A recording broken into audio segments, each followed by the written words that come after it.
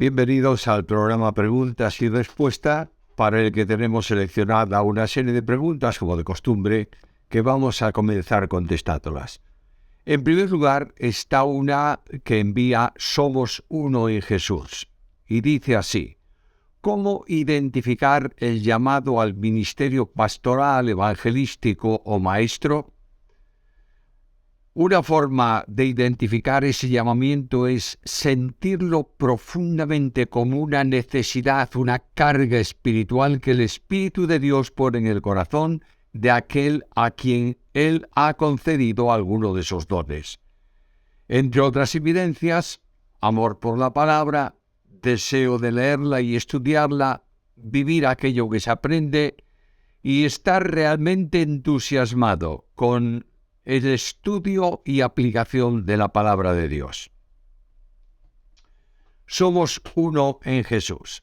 ¿Qué libro está utilizando para su sermón? ¿Ha sido escrito por usted o por algún otro autor? Yo no uso libros para el sermón, salvo que en algún momento tomo las notas de alguno de mis bosquejos, que están editados, y los utilizo a modo de bosquejo, es decir, a modo de notas para lo que estoy diciendo. No uso bosquejos o notas de otros. Eso sería una falta de consideración y de respeto para los creyentes, al darles lo que no me ha sido dado a mí, y también una falta de ética por anunciar que estaría tomando un mensaje del que no digo quién es el autor. Julio Domínguez: veremos al Padre con nuestros cuerpos glorificados en el cielo, porque hay textos que dicen que no lo veremos y otros que exponen que sí. En Juan 1:18 expone que nadie le ha visto jamás. En 1 Timoteo 6:16, el único que tiene inmortalidad, que habita en luz inaccesible, a quien ninguno de los hombres ha visto ni puede ver, al cual sea la honra y el imperio sempiterno. Amén. Pero en Mateo 5:8 dice lo siguiente: bienaventurados los de limpio corazón, porque ellos verán a Dios. No hay contradicción, pero me gustaría que me explicara, por favor, esto. Son cosas totalmente distintas. Al Padre nadie le ha visto ni puede ver jamás. Dios se hace visible por medio del Hijo. El Señor recordó a Felipe cuando le pidió que le mostrara al Padre, le recordó que quien le había visto a él ya había visto al Padre. Cuando se dice que el de limpio corazón verá a Dios, no se puede tomar literalmente, sino que se refiere al modo de mantener una correcta relación con Dios. Dios dijo a Abraham: anda delante de mí y sé perfecto, como si dijera: te estoy viendo, por tanto, mantente en perfección. El Salmo dice que la comunión permite ver en el sentido de mantener una relación íntima y poder hablarle en la oración. Es el de limpio de manos y puro de corazón, el que no ha elevado su alma a cosas vanas ni ha jurado con engaño. Salmo 24:4. Esto se entiende mejor con el texto de Hebreos: sin santidad nadie verá al Señor. Hebreos 12:14. El que no lleva una vida santa no puede ver, en el sentido de estar en comunión y en relación con Dios. Fabián C. Martínez: ¿podría darme un ejemplo simple para entender la voluntad permisiva, la voluntad decretiva y la voluntad preceptiva, si hay algún versículo que avale estas tres voluntades? En Dios hay una sola voluntad que se manifiesta de modos diferentes.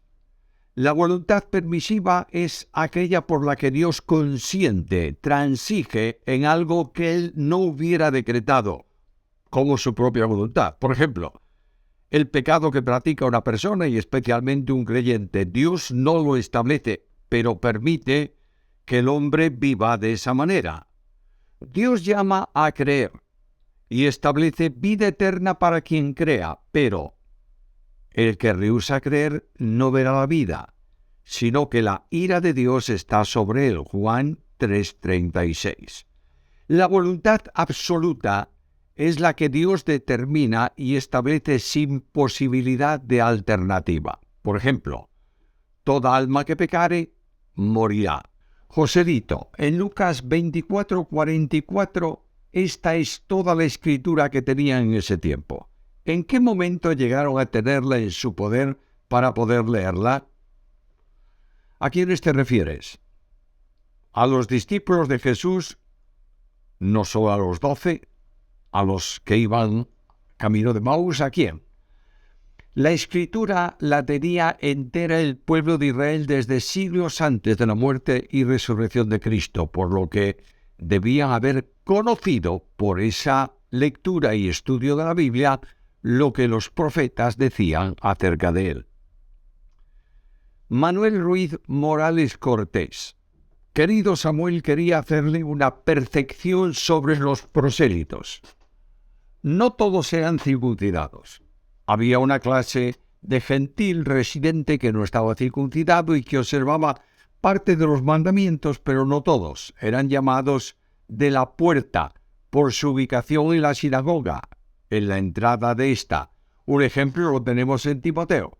Su madre era judía, sin embargo, él no había sido circuncidado. Pablo lo circuncidó por causas estratégicas de testimonio a los judíos y para que su predicación tuviera autoridad entre estos.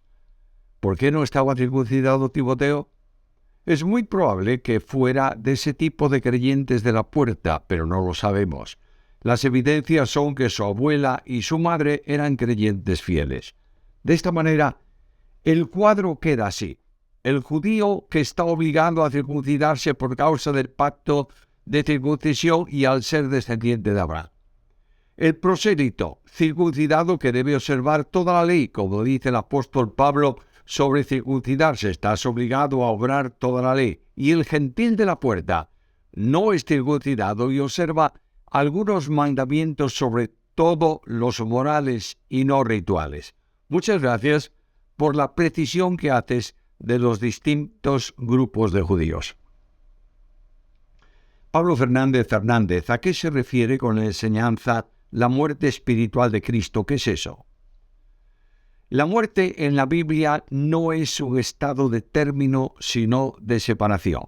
La muerte física es el estado de separación que se produce cuando la parte material y la parte espiritual se separan. La muerte espiritual es el estado de separación del hombre con Dios a causa del pecado. Cuando Cristo murió en la cruz, pasó por la experiencia de la muerte física, cuando dijo: Padre, en tus manos encomiendo mi espíritu, y la Biblia dice que expiró, es decir, murió. La muerte espiritual fue la experiencia de Cristo en la cruz cuando fue desamparado del Padre para sustituir al pecador.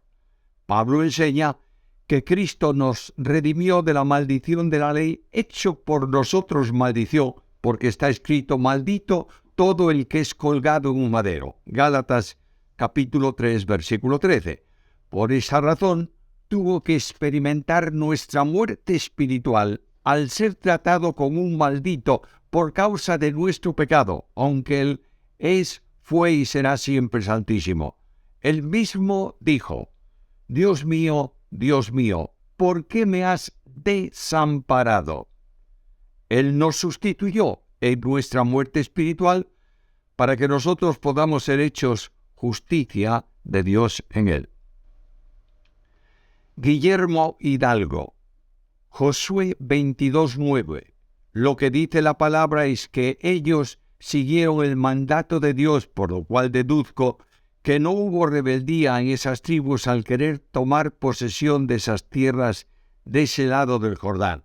Algunos comentaristas argumentan que ellos fueron rebeldes por no tomar posesión con el resto de sus hermanos luego de cruzar el Jordán. Cuando ellos solicitaron permiso a Moisés, esperaron que él consultara a Jehová para saber qué hacer. Si bien esto trajo ciertos inconvenientes, como continúa el relato de Josué.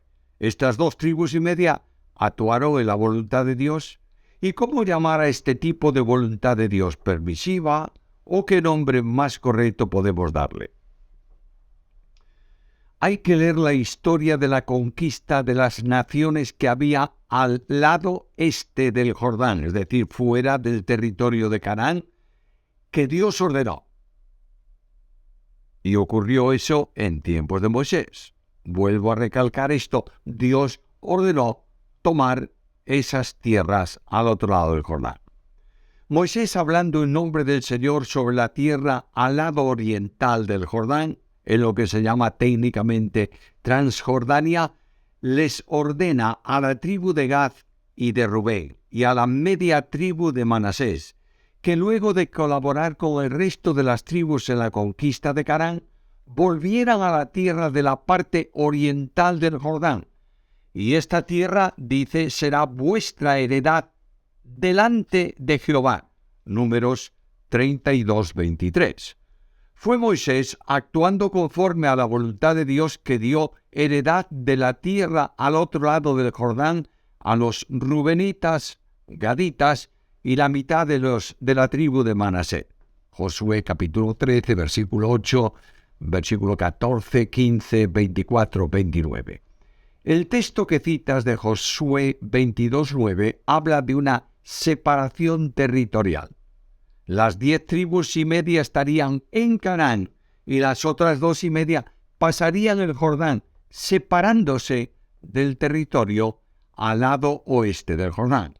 Pero todas estas tribus actuaron conforme a la voluntad de Dios, que no es una voluntad permisiva, sino que es la voluntad que Dios tuvo para ese momento y para ese evento histórico en la vida de Israel. Javier, tras las huellas de Jesús. ¿Por qué al tiempo intertestamentario se le llama tiempo de silencio? ¿Acaso no tenía el Antiguo Testamento, el Antiguo Testamento como palabra de Dios, como lo describe Pablo en su segunda carta a Timoteo 3:16?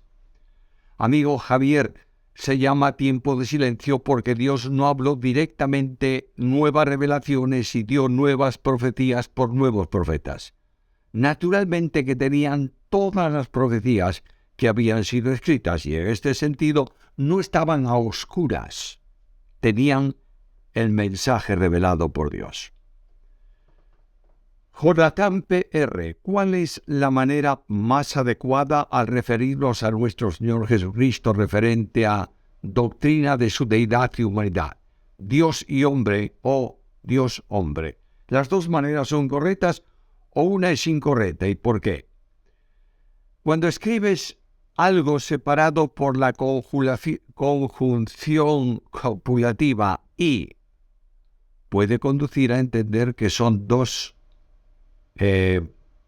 expresiones, dos partes separadas entre sí y vinculadas por esa preposición. Pero hay que entender que en Jesucristo no hay dos personas. Por un lado Dios y por otro lado el hombre. En Cristo hay una sola persona, la persona divina del Verbo encarnado, y dos naturalezas que subsisten en la persona divina. Por tanto, lo correcto es decir Dios-hombre y no Dios y hombre. Jan. Acerca de los tratamientos de fertilidad o métodos de inseminación artificial y lo que hay ahora para embarazarse, personalmente creo que es incorrecto, pero no tengo claro si la Biblia lo prohíbe o no, o si existe algún pasaje para determinar esto correcto e incorrecto. ¿Cuál es su opinión? Es un tema muy complejo para lo que hay que tener un conocimiento médico-biológico muy especializado. Yo no lo tengo. Sin duda hay en todo esto un límite, y es que la concepción por material genético sea del hombre y de su esposa, es decir, que sean marido y mujer, y no por otros procedimientos de los muchos que se están dando en el día de hoy. De nuevo, Jan, El primer sello, Apocalipsis 6, cuando se habla del jinete blanco, ¿a quién se refiere? ¿Es correcto decir que se refiere al anticristo? El caballo blanco es cabalgado por un hombre con un arco, que algunos tratan de identificar con Cristo, pero una revelación de Cristo victorioso en su venida en esta parte del libro está fuera del contexto inmediato de juicios que vienen. Se trata del falso Cristo, anunciado ya en Mateo 24:5. El color blanco es símbolo de paz fingida, tiene aspecto de santidad y de pureza que le permitirá engañar a muchos. Es una figura representativa del anticristo. Ángel Fernández Vidal. Apreciado Samuel, perdón por mi ignorancia, pero desearía saber si hoy el Señor Jesús sigue haciendo señales mesiánicas. Debemos pedirle, por ejemplo, sanidad a Jesús. Las señales mesiánicas habían sido dadas por los profetas para que el pueblo de Dios, el pueblo de Israel, los judíos, identificase a Jesús de Nazaret como el Mesías prometido. Por tanto, son para aquellos días. Dios sanó antes de la venida de Cristo al mundo, sana en el tiempo actual y sanará en el futuro, especialmente como respuesta a las oraciones de su pueblo. Santiago capítulo 5, versículo 13 y versículo 15. Ángel Fernández Vidal, ¿es pecado para nosotros los cristianos decir te lo juro? La expresión te lo juro tendría que ir acompañada de lo que Dios estableció para un juramento correcto. Te lo juro en nombre de Dios. Si no es verdad, ese juramento es un perjurio que en la ley traía como consecuencia la muerte del que había jurado en vano por el nombre de Dios. El cristiano no necesita jurar para confirmar la verdad, porque la Biblia dice que vuestro sí sea sí y vuestro no sea no. De otro modo, nunca digas nada que no sea cierto, y no necesitarás jurar. Que en una simple expresión como esa que tú mencionas se convierte en un falso juramento, porque todo juramento hecho que hace una persona tiene que haberlo hecho en el nombre de Dios, porque Él no tiene ninguna capacidad para decir lo que es verdad y lo que no es verdad. Federico Pozzi Suárez, ¿qué piensa acerca de la depresión espiritual en el creyente? ¿Es posible que sea un ataque del enemigo? La depresión es generalmente un problema de enfermedad mental que debe ser tratado por un médico especialista. Satanás puede insinuar cosas que pueden afectar a un creyente, pero generalmente la depresión se produce por un problema neurológico y ha de ser consultada a un médico que determinará su condición y su procedencia y dará los remedios oportunos para mejorarla y, si es posible, eliminarla. Lo que sí puedo afirmar es que el creyente fiel, como era el caso de Elías, puede caer en una depresión, como puede caer también en una enfermedad física. Presentar las depresiones como asunto de pecado ha traído y ha hecho más daño a creyentes santos que 1000 demonios desencadenados contra él. Tengamos mucho cuidado con no inquietar a las ovejas del buen pastor. Cristian Doncel, ¿es correcto dividir los dones espirituales en dones extraordinarios, los de 1 Corintios 12, y dones ordinarios, los de Romanos 12? La Biblia no permite hacer tales distinciones. La Biblia solo habla de dones. Es evidente que algunos no están operativos, por lo que no debe pretenderse que todos estén actualmente operativos en todos los momentos, en todos los tiempos de la Iglesia. La lista de dones en 1 Corintios 12 y la de Romanos 12 son simplemente relaciones de dones que el Espíritu da a los creyentes para edificación de la Iglesia, pero no son distintos ni son unos más importantes que los otros. Emanuel Jiménez Silva, ¿fumar es pecado? Y si lo es, los creyentes que fuman a diario, ¿podríamos decir que estaríamos practicando el pecado? Todo lo que sea contrario a la buena conservación del cuerpo de un creyente afecta a lo que Dios ha comprado para sí y que es templo del Espíritu Santo. No solo el fumar o el beber en exceso, también el comer en demasía. Un creyente que está ya con una gordura enfermiza es una persona que está pecando contra el Espíritu Santo. Si no pone limitación a eso, si su gordura se debe a un problema físico, el médico tendrá que tratarlo, pero tenemos que cuidar el cuerpo porque es templo del Espíritu Santo. Toda adicción, no importa cuál sea, no procede del espíritu sino de la carne. Por tanto, debe considerarse como carnalidad, y eso es pecado. José María Amaya, el ángel del versículo 1 es Cristo. Esta pregunta está en el comentario del vídeo 20 de Apocalipsis. Por tanto, creo que te está refiriendo al ángel del que se habla en ese estudio del capítulo 20 de Apocalipsis. Ese ángel no es Cristo, sino un ángel con una misión especial, como es sujetar a Satanás durante el milenio obedeciendo al plan de Dios.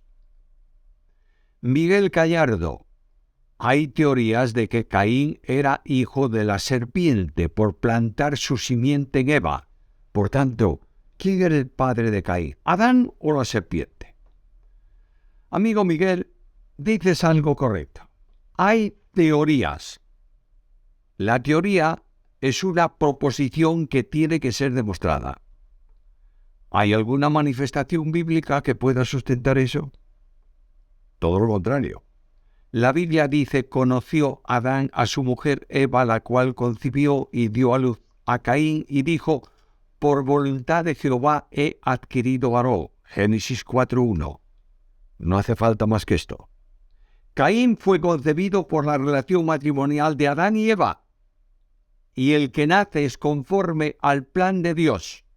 Lo demás es mentira diabólica. Ángela Silva.